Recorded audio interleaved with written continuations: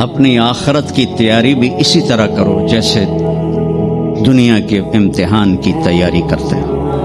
آپ نے حضرت علی کا ہاتھ پکڑا اور یوں اپنے سینے سے لگا لیا اور فرمایا اطرتا ان یکون منزلک مقابل منزلی، علی تجھے مبارک ہو، جنت میں تیرا گھر میرے گھر کے سامنے ہے۔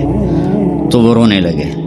لیکن یہی علی جن کو خوشخبری ملی ہے کہ تیرا گھر میرے گھر کے سامنے ہوگا، کسی کو یہ خوشخبری نہیں ملی سوائے مولا علی کے، وہ رات کی مناجات میں روز تڑپتے روتے ہوئے یہ کہتے تھے آہن آہ من قلت الزاد و بعد السفر و وحشت الطریق، ہائے اللہ ہائے اللہ ہائے اللہ، میرے پاس عمل تھوڑا ہے۔ تھوڑے عمل والے کا گھر نبی کے گھر کے سامنے بنتا ہے؟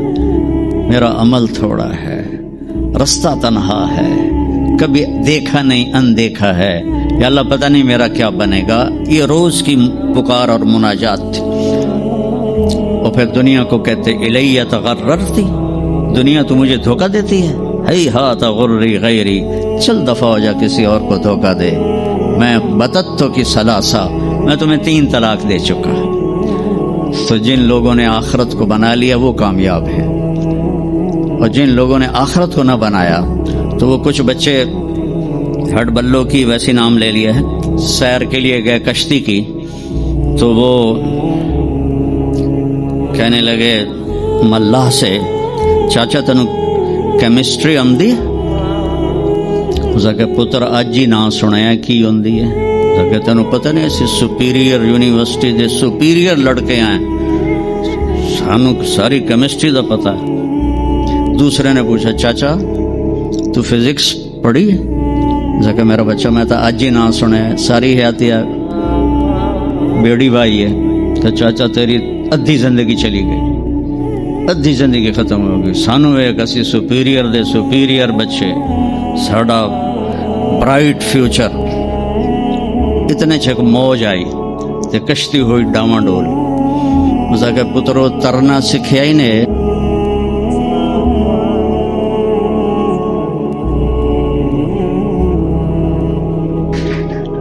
وہ آکھن لگے کوئی نہیں سکھیا، سوئمنگ پول کوئی نہیں سپیریئر ہے۔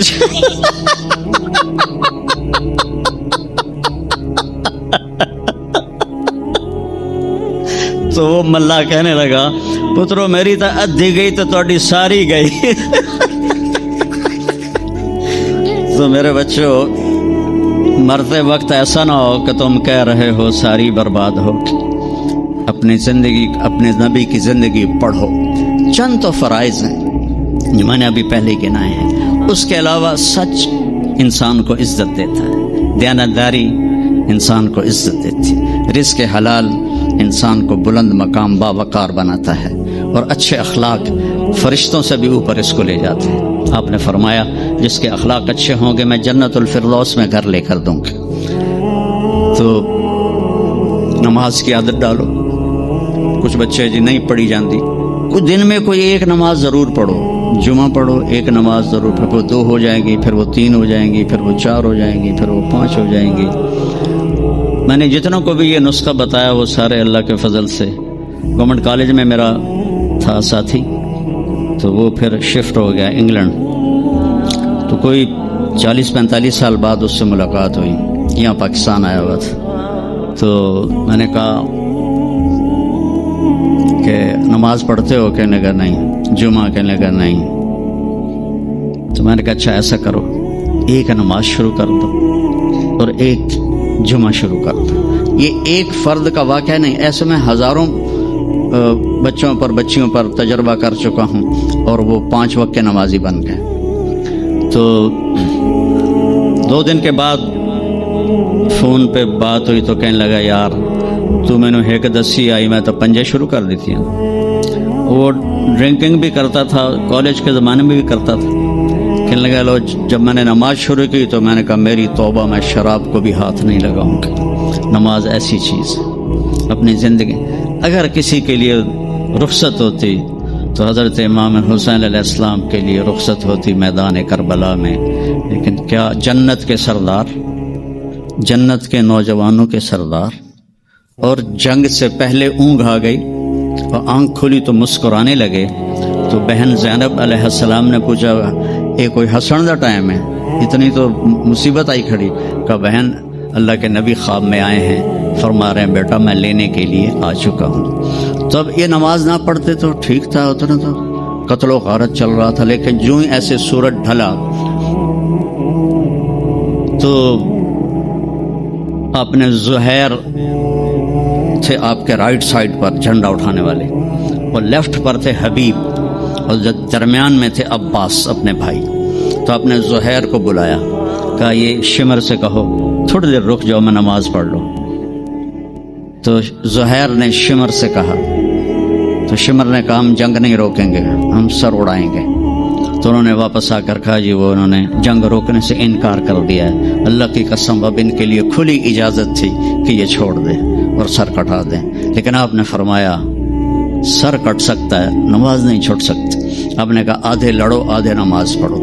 تو آدھوں کو جنگ پہ لگایا، آدھوں نے نماز پڑھی، پھر ان آدھوں کو جنگ پہ لگایا اور جو جنگ پر تھے ان کو نماز پڑھوائی، سب کو ظہر کی نماز پڑھوائی، اور عصر سے پہلے سب کے سر کٹ کے نیزوں پہ چڑھ چکے تھے۔ وہاں 1445 سال میں ایک واقعہ ہے جہاں نماز کی رخصت نظر آتی ہے، لیکن میرے نبی کے نواسے نے ایک مثال قائم کی، پوری امت کو ایک پیغام دیا کہ زیر خنجر بھی یہ پیغام سنایا ہم، نماز نہ چھوڑو۔ کبھی قضا ہو جائے تو رات کو سونے سے پہلے قضا دے کے سویا کرو۔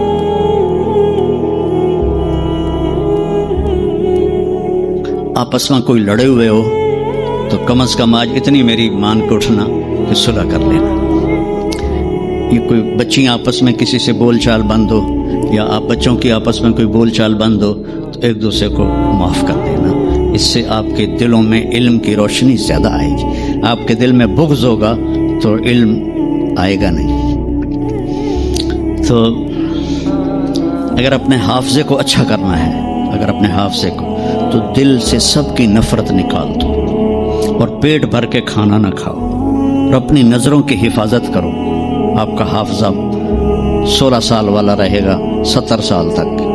حافظے کو خراب کرنے والی یہ چیزیں ہیں۔ پھر جن سے پڑھتے ہو ان کو عزت دو، ان کا ادب کرو، ان کا احترام کرو۔ باب العلم ہے حضرت مولا علی، کہا میں غلام ہوں اس کا جو مجھے ایک لفظ نہیں ایک حرف، جو مجھے ایک حرف بھی سکھا دے علم کا، میں اس کا غلام ہوں۔ تو جو آپ کے ٹیچر ہیں یا لیڈی ٹیچر ہیں، وہ آپ کو جو کچھ بھی پڑھاتے ہیں ان کا احسان ہے آپ پر، آپ ان کو عزت دیں، ان کو احترام دیں، ان میں سے کوئی دعا دے دے گا آپ کا کام بن جائے گا۔ تو میں اسکول میں تو دعائیں لے نہ سکا استادوں کی، لیکن جب میں مدرسے میں داخل ہوا تو میں نے اپنے سارے استادوں کی دعا لی ہوئی ہے، ان کی عزت اور ان کے احترام سے۔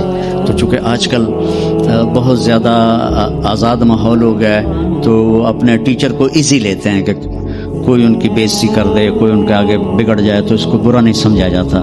لیکن بیٹا کتاب ایک ذریعہ ہے، علم آسمان سے آتا ہے، اور اس کے میں ذریعہ استاد ہوتا ہے۔ اور استادوں کو بھی کہتا ہوں کہ اپنے منصب کا خیال رکھو اور اپنے پڑھانے کو اپنا فریضہ سمجھ کے ادا کرو، سر سے اتارنے والا کام نہ کرو اور بھاگا دوڑی والا کام نہ کرو، بلکہ اپنی نسل کو تیار کرو۔ جس دن ہم اپنا علم یہیں سے حاصل کریں گے اور باہر یورپ جانے کی بجائے اپنے ملک میں ہمیں اپنا علم ملے گا تو پھر ہماری عزت کا دور شروع ہو جائے گا۔ جب تک ہم علم میں غیروں کے محتاج ہیں تو ہم انہی کے محتاج رہیں گے۔ تو یہ چند ایک باتیں آپ کی خدمت میں ہیں، اور جب آپ کو چھٹیاں ہوں تو تبلیغ میں کچھ وقت ضرور لگائیں، اس سے آپ کو فائدہ ہوگا۔